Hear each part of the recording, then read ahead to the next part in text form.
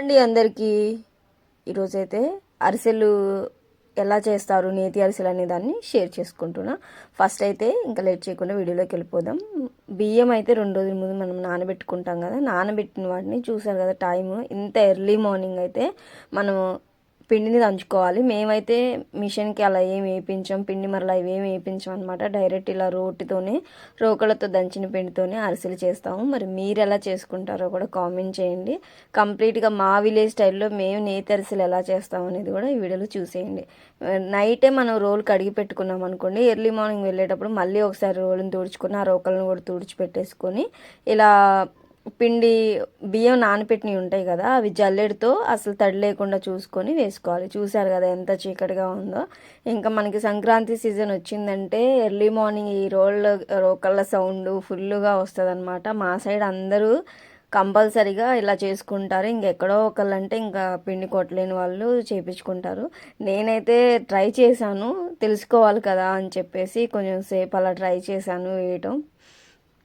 ఎంత అంటే కొంచెం కష్టమే అని చెప్పొచ్చండి. ఈ గూళ్ళన్నీ కూడా నొప్పులు వస్తాయి ఆ పిండి అలా కొడుతూ ఉంటే కూడా. ఇంకా మనకు అంత సీన్ లేదు కాబట్టి ఇంకా తర్వాత మా పెద్దనాన్న కూతురు కూడా వచ్చింది. ఇంకా మా అమ్మ తను అక్క వేశారు, నేను తీసుకొచ్చి ఇంకా జల్లెడ పోస్తూ అలా కూర్చున్న. మంచు అయితే బాగా కురుస్తూ ఉంది. మంచు బాగా కురవడంతో కొంచెం ఎలా అంటే చలి కూడా విపరీతంగానే ఉంది. ఇంకైనా కానీ మనకి అరిసెలు కావాలంటే ఇది తప్పదు కదా. సో ఇంకా తర్వాత పిండి అంతటిని అలా రోట్లో నుంచి తీసుకొని మళ్ళీ తర్వాత వాళ్ళు తీసుకొని మళ్ళీ దంచుతూ ఉన్నారు. నేను ఇంకా పిండిని ఇలా జల్లెడ పోస్తూ ఉన్నాను. ఈ పిండిని మరీ అంత దిగపట్టకూడదు, ఎందుకంటే బరక అనేది దిగిపోతుంది అనమాట. ఎక్కువ అవసరం లేదు, కొద్దిగా లైట్గా మనం జల్లెడ పోసేసుకుంటే మళ్ళీ సెకండ్ టైం కూడా పిండిని జల్లెడ వేసుకోవాలి. అందుకని చెప్పేసి ఎక్కువ అయితే దిగబట్టట్లేదు. ఇలా మెల్లగా పైన మళ్ళీ మనం దంచిన పిండిని అంతటిని, మనం జల్లెడ వేసిన పిండిని అంతటిని కూడా వాళ్ళు మళ్ళీ రోకలతో దంచుతారనమాట. అలా వచ్చిన పిండిని అంతటిని వేసి మళ్ళీ దంచి మళ్ళీ జల్లెడ వేసుకుంటూ ఉండాలి ఇలానే. ఇంకా తర్వాత అంతటిని మనం ఇంటికి తీసుకెళ్ళిపోయి మళ్ళీ వేసుకోవడం. ఇలా పిండిని అంతటిని కూడా స్టార్ట్ చేసి మళ్ళీ కంప్లీట్ అయిపోయేసరికి ఆల్మోస్ట్ 2 అవర్స్ దాకా పట్టింది. కొంచెం స్లోగా నిదానంగా దంచుకుంటే, లేదంటే 1.5 అవర్కి అలా కంప్లీట్ అయిపోతుంది. మెల్లగా వేసుకున్నాం అనమాట, ఎందుకంటే ఎర్లీగా లేచాం కదా. 3:30కి అలా లేచాము. ఇక్కడికి అన్నీ తీసుకొని రోటి దగ్గరికి, ఇది మా నాయనమ్మ ఇంటి దగ్గర ఉంటుంది రోడ్డు పెద్దది ఇది, అందుకని పిండి కొట్టడానికి ఇది వీలుగా ఉంటుంది అని చెప్పేసి ఇంక ఇక్కడ తీసుకొచ్చి వేసి పిండిని జల్లెడ 2 టైమ్స్ అలా వేయాలి కాబట్టి కొంచెం టైం పడుతుంది. నిదానంగా వేసుకుంటూ ఉన్నాం అనమాట. మంచు అయితే బాగా కూర్చింది. ఫస్ట్ అయితే అసలు అంత ఏం అనిపించలేదు. తర్వాత దోమలు ఇంకా మంచు బాగా ఎక్కువైపోయినాయి, హెవీగా అయిపోయినాయి. పిండి అయిపోవచ్చింది, ఇంకా బియ్యం అయితే అయిపోవచ్చింది. ఇంకా ప్రతిసారి జల్లించిన పిండి అంతా కూడా ఉంటుంది కదా, ఇంకా అది వేసుకోవడమే. సో మొత్తానికి కంప్లీట్ అయిపోయింది పిండి అంతటిని కొట్టేయడం. మళ్ళీ రెండోసారి జల్లెడ అయితే వేసేస్తున్నాం అనమాట. ఇప్పుడు మనకి కొంచెం బరక అనేది దిగబట్టకుండా ఉంటే సరిపోతుంది. ఆ పైన వచ్చింది కూడా మనం కొట్టేసుకున్నాం అనుకోండి, ఒకవేళ పాకంలోకి పిండి సరిపోనప్పుడు అది యూజ్ అవుతుంది అనమాట. ఇంకా జల్లెడ వేయడం అయిపోయిన తర్వాత ఇంకా బెల్లం దంచేసుకుంటున్నాం. ఈ బెల్లం ఎక్కడ అంటే డైలీ ఈ సీజన్ అప్పుడంతా కూడా మాకు ఊర్లోకి వస్తారనమాట. ఇంకా ఈ పండగల సీజన్ అప్పుడల్లా కూడా వాళ్ళు వస్తూ ఉంటారు. మనం బెల్లం చూసి తీసుకోవాలి. ఇది ఎంత కొంచెం అటు ఇటుగా అయినా కూడా అరిసెలు అనేవి కొంచెం ఎర్రబడినట్టుగా అట్లా పాకంలో డిఫరెన్స్ ఉంటే అరిసెలు కూడా కొంచెం వేరియేషన్ వస్తూ ఉంటాయి. ఇంకా ఇలా పచ్చడి బండతో ఉంటుంది కదా, రోకల బండ, దాంతో ఇలా మనం ముక్కలుగా చేసేసుకొని ఇంకా దాన్ని ఒక పెద్ద గిన్నె లాంటిది ఇలా ఉంటుంది కదా, తెపాల లాంటిది, దాంట్లో వేసేసుకొని వాటర్ కొంచెం వేసేసుకొని ఇంకా పొయ్యి మీద పెట్టుకోవటమే. మేమైతే కంప్లీట్గా నెయ్యితోనే చేస్తాము, అసలు ఆయిల్ అనేది యూజ్ చేయము. సంక్రాంతికి స్పెషల్ నేతి అరిసెలే ఉంటాయి మా సైడ్ అయితే. ఇంకా అదంతా కూడా బెల్లం ఈక్వల్గా తీసేసుకొని వేసుకున్న తర్వాత ఇంకా మనం పొయ్యి మీద పెట్టేసుకోవడమే అనమాట. సో మా సైడ్ అయితే మేము ఇలా చేసుకుంటామండి. మరి మీరు ఎలా చేసుకుంటారు అరిసెలు, ఈ ప్రాసెస్ ఎలా ఉంటుంది అనేది కూడా కామెంట్ చేయండి. మా గుంటూరు సైడ్ అయితే ఎక్కువ నేతి అరిసెలు ప్లస్ ఇలా రోటితో దంచిన పిండితోనే చేస్తూ ఉంటారు ఎక్కువ అయితే. ఈ సంక్రాంతి టైంలో ఇంకా కొత్త అల్లుళ్ళకి స్పెషల్గా ఇవన్నీ కూడా ఉంటాయి అన్నమాట మా విలేజ్లో అయితే.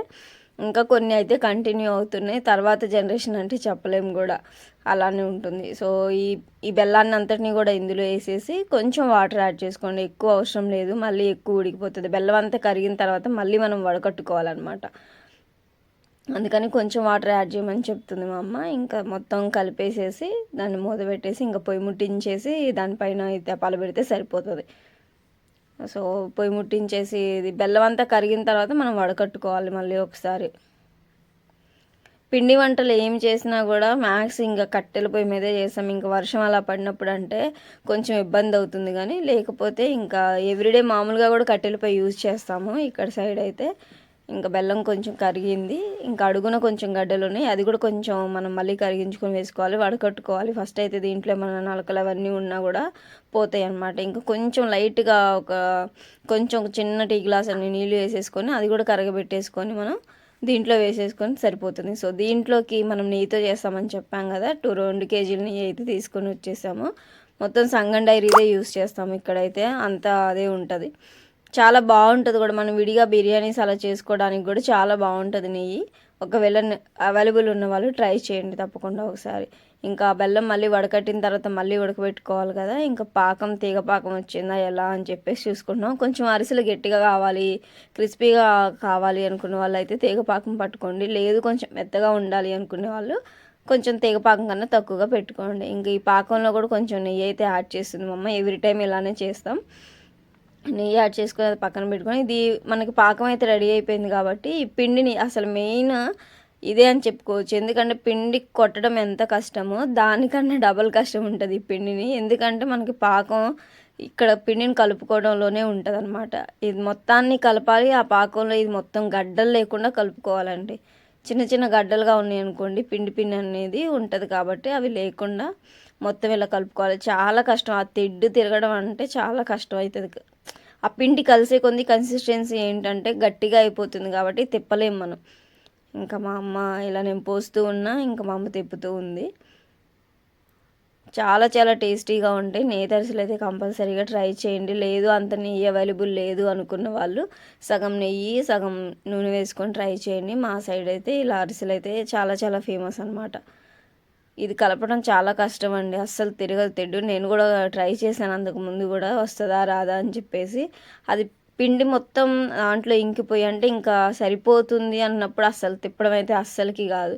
మొత్తానికైతే చాలా క్రిటికల్ అని చెప్పొచ్చు ఇది. మొత్తం ఇలా కలిపిన తర్వాత దీంట్లో కూడా మళ్ళీ నెయ్యి యాడ్ చేస్తాం మేము, మళ్ళీ నెయ్యి పోస్తుంది మా అమ్మ.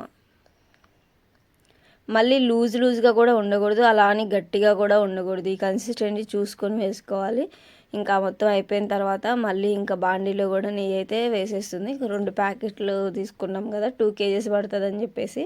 మనం అరిసెలు ఎక్కువ ఒత్తుకోకుండా ఉంటే ఇంకా ఎక్కువనే పడుతుంది. ఒక మాదిరిగా లైట్గా ఒత్తుకుంటే 2 కేజీస్ ఓవర్ అనమాట. మరీ హెవీగా పీల్చినా కూడా 2 కేజీస్ సరిపోతుంది మనం తీసుకున్న పిండికి.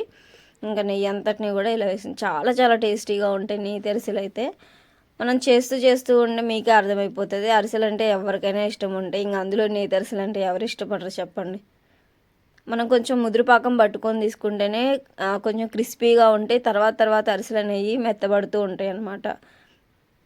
సో నెయ్యి దీంట్లోకి ఇంకా వేసిన తర్వాత ఒక ప్యాకెట్న్నర వరకు, కేజీన్నర వరకు అలా వేసాము. దీంట్లో కూడా కొంచెం నెయ్యి యాడ్ చేసేసి ఇంకా నెయ్యి కాగిన తర్వాత మనం ఈ ప్యాకెట్ని, ఇప్పుడు నెయ్యి కాల్చిన ప్యాకెట్ ఉంటుంది కదా, అదే సైడ్స్ని తీసేసి మనం వేసుకోవాలి. చూసారు కదా, ఇలా దిష్టి అయితే ఎప్పుడు పిండి వంటలు చేసినా ఏం చేసినా కూడా ఇలా వంటలు చేసుకునేటప్పుడు దిష్టి తీసేసుకోవాలి. ఇంకా అగ్నిదేవుడికి ఒక 5 వేయాలంటే ఆయన కూడా మనం ఇచ్చినట్టుగా వేయాలని చెప్పేసి ఇలా పొయ్యిలో కూడా ఇలా వేస్తారనమాట.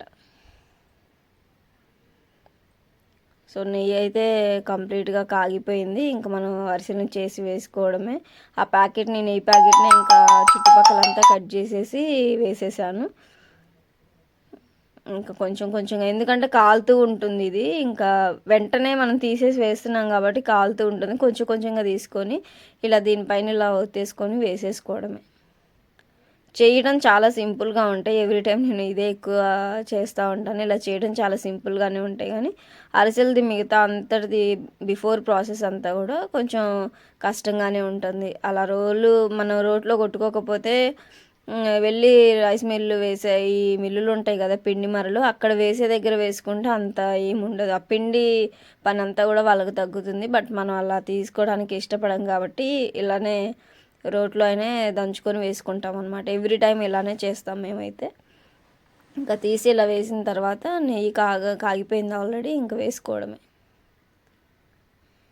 దీన్నే చలిమిడిగా, ఇప్పుడు చలిమిడి చేస్తారు కదా పెళ్ళిళ్ళకైనా, ఇంకా అందరికీ కొన్ని కొన్ని అకేషన్స్కి చలిమిడి చాలా ఫేమస్ అనమాట. పెళ్ళైన తర్వాత అమ్మాయిని పంపించేటప్పుడు కూడా చలిమిడి పంపిస్తారు ఇక్కడ సైడ్ అయితే. అది కూడా సేమ్ ఇంకా ఇంచుమించు ఇలానే ఉంటుంది. కొంతమంది నువ్వులు తినే వాళ్ళు ఉంటే నువ్వులు అవి కూడా యాడ్ చేసేసుకోవచ్చు. మేమైతే అవి ఏం తినము, డైరెక్ట్ ఇంకా ఇలానే వేసేసుకోవడమే అనమాట. చూసారు కదా, కంప్లీట్గా నెయ్యిలోనే చాలా చాలా టేస్టీగా ఉంటాయి. మాకు ఇష్టమైంది కూడా ఇది. కంపల్సరీగా ఇలా చేసుకోకపోతే మీరు కూడా ట్రై చేసి ఎలా ఉందో కూడా కామెంట్ రూపంలో తెలియజేయండి. మనం వెంటనే వేసుకుంటూ ఉండాలన్నమాట. ఇవి త్వరగా కాలిపోతాయి. మరి అంత ఇంకా ఒకవేళ మంట ఎక్కువ అవుతుంది అనుకుంటే మనం కట్టె తీసేసుకుంటే కాలుతున్నప్పుడు సరిపోతుంది.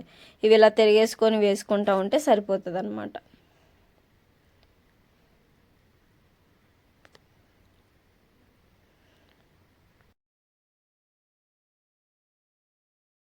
ఇంక ఇలా పొయ్యి మీద చేస్తాం కాబట్టి ఎప్పటికప్పుడు వాటిని తిరిగేసుకొని అలా వేసుకుంటూ మళ్ళీ వాటిని చూసుకుంటూ ఉండాలి. లేకపోతే ఎక్కువ మాడిపోయింది అనుకోండి, చేదు వచ్చేస్తాయి. ఆల్రెడీ నెయ్యి కాగిపోయి ఉంటుంది కదా, ఇంక నేను ఒక్కోటి తీస్తూ ఉంటే వేస్తూ ఉన్నాను.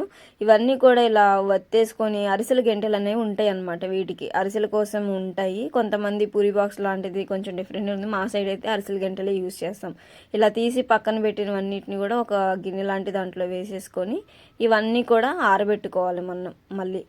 అలానే మనం డబ్బాలో పెట్టుకోకూడదు, ఆరబెట్టుకోవాలన్నమాట. ఇలా 1 by 1 వేసుకుంటూ తీసుకుంటూ వాటిని అన్నిటిని ఒక గిన్నెలో వేసుకుంటూ కొంచెం అయిన తర్వాత మళ్ళీ అంటుకుపోకుండా, వేడిపైన మనం వేసేస్తున్నాం కదా, అలా అంటుకుపోకుండా వాటిని కొంచెం అవగానే మనం తీసేసి ఆరబెట్టుకుంటే సరిపోతుంది. ఇలా మంచిగా పొంగుతున్నాయి, బాగా వస్తున్నాయి. నేనైతే ఇంక కూర్చొని వేస్తూ ఉన్నాను.